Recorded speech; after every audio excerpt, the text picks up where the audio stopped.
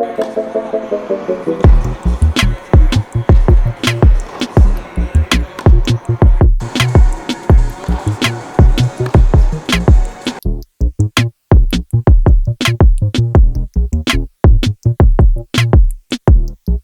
thank you so much for joining me today. I really appreciate it. It's now every day you get to talk to a top 50 guy in the country and a guy that's won conference player of the year multiple times before you transferred here. Yeah, it's a smaller conference, but still, like, great honor for you. And that's kind of the first thing I wanted to talk about with you is what was the transition like going from a smaller conference, being player of the year, to playing at a Power 5 school in a facility like this? I mean, the dimension you play for something bigger, like in a way.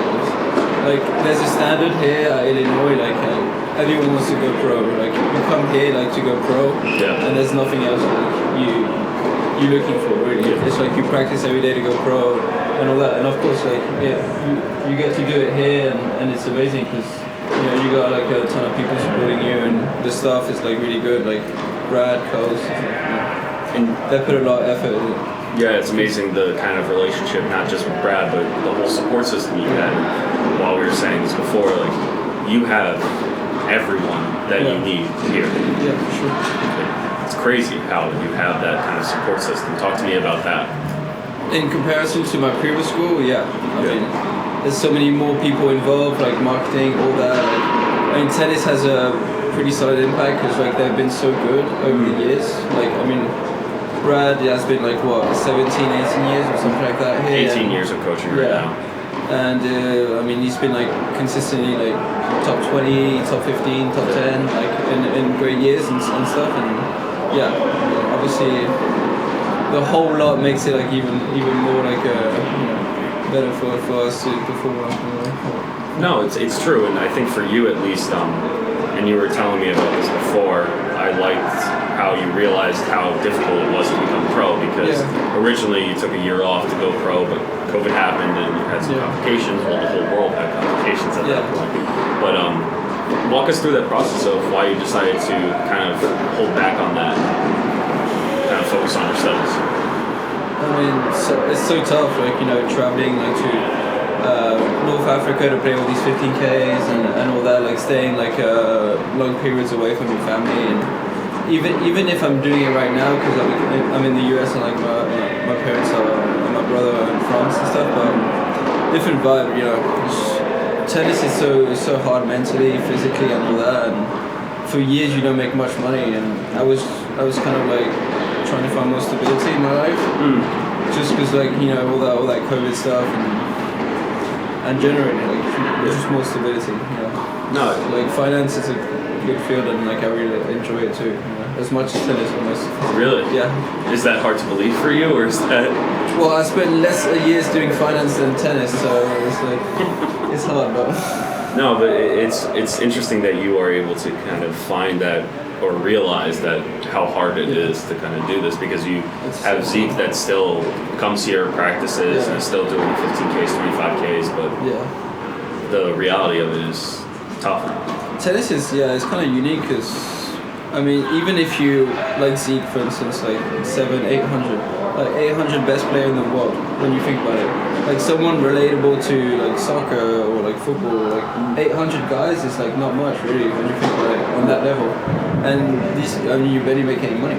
Yeah. Like, the 800 in like soccer makes like millions of euros. It's true. Like literally, It's just, it's really hard in that sense. Like, you love the sport, but like, it's your job, like you're not making money out of it.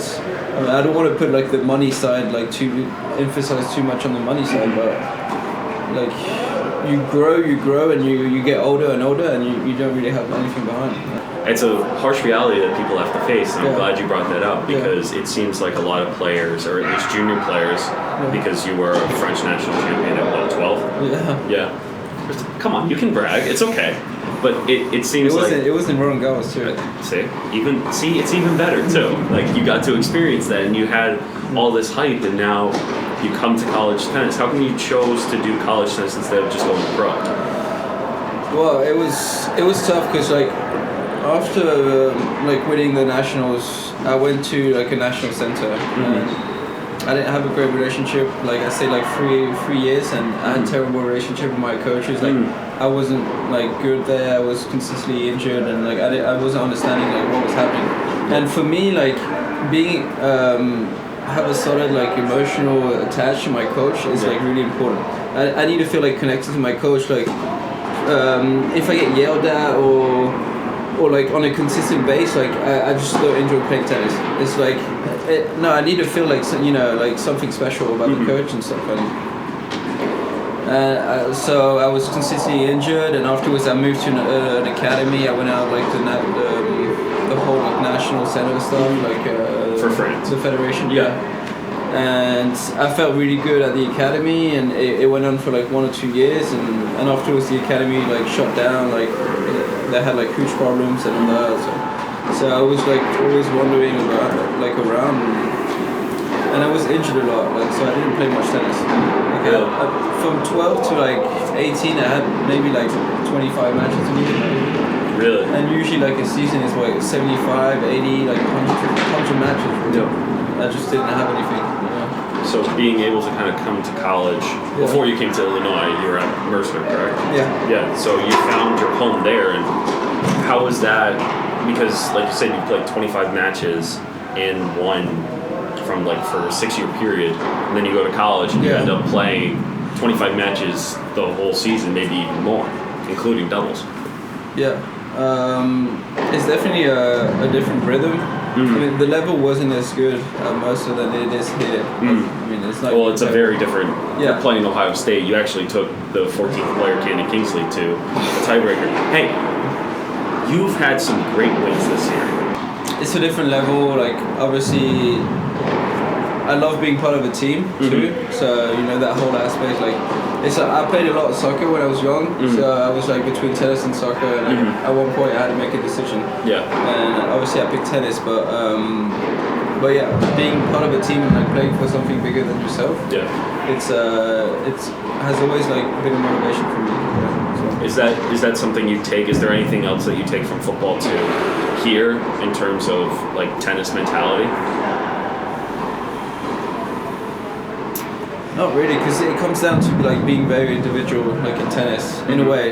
Yeah. Because you're playing. Of course, you're playing for like to bring a point to your team, or like in doubles as well. But it's different now. Like of course, the performance is individual in soccer too, in a way, because when you have to score, you have to score a goal.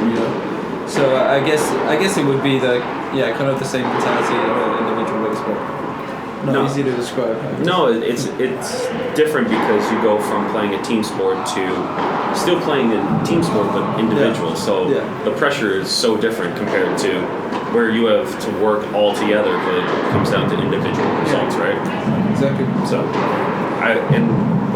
impactful on the team level. Yeah, that's what's kind of different. Like when you play like 15Ks, like 25Ks, I mean you lose and. Yeah, it's just like it's your self-pride, really. Yeah. There's no one like holding you, like you're not representing anything, like really besides yourself, but yourself or your country, depending on who you are. Exactly. I mean, if you play on a broader level like that, for sure.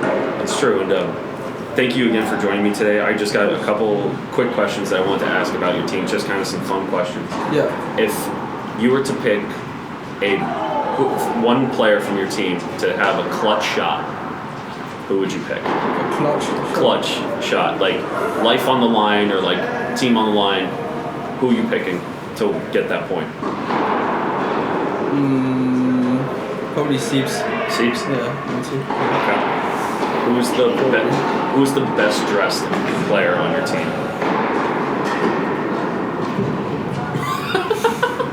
Is that tough of a question? No. I mean, I guess Seeps cares a lot about appearance and stuff, and he likes like having drip on. So same thing, I would assume. Who has the loudest grunt? The loudest grunt? I don't know. Good question. Who's the loudest then? AB is the loudest. Really? Yeah. Just because? I mean, his whole character is like that. His whole character is just loud. he likes like expressing himself like in that sense. Like when he's on the court, I mean, you're gonna hear him tonight. He's always like like shouting and like come on and let's go. Like he's taking stuff like pretty out loud. Who is the best roommate to be with when you travel? I mean, they're all like pretty good. It's like the only one I wouldn't want to like room with would be Petrov, just because he puts like the heating so high. Like in the street. That would be the only thing. I wasn't gonna say, but like, who would be your worst roommate? And I guess Petrov does the trick. Yeah, I just don't like sleeping when it's like 85 degrees. He puts it at 85 degrees. He puts it like pretty hard. But Olivier, thank you so much for joining me today. Yeah, I really do appreciate it.